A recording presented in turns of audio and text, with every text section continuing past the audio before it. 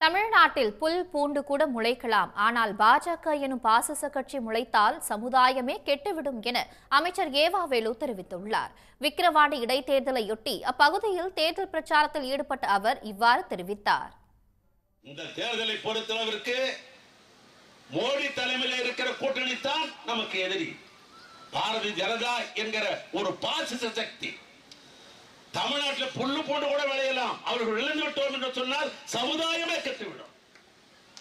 அந்த பாரதிய ஜனதா கூட்டணி என்னுடைய வேட்பாளராகத்தான் இங்கே பாட்டாளி மக்களுடைய வேட்பாளர் ஒரு பகுதியில் நின்று இருக்கிறார்கள் என்று நாம் தமிழர் கட்சி அறிவித்திருக்கிறது. இவர்தான் நம்ம கண்ணுக்கு தெரிந்த எதிரிகள். ஆனால் இது அதிமுக இதில் தேர்தலில் போட்டியிடவில்லை.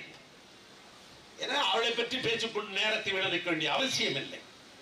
அதனால் நம்முடைய திரை பிரச்சாரம் ஆட்சியை பற்றியும் நம்ம எதிர்த்து நிற்கிறவருடைய தரத்தை பற்றியும் நாம் திரை பிரச்சாரத்தில் நீங்கள் மேற்கொள்ள வேண்டும் என்று நான் கேட்டுக்கொள்ள நான் விரும்புகிறேன்.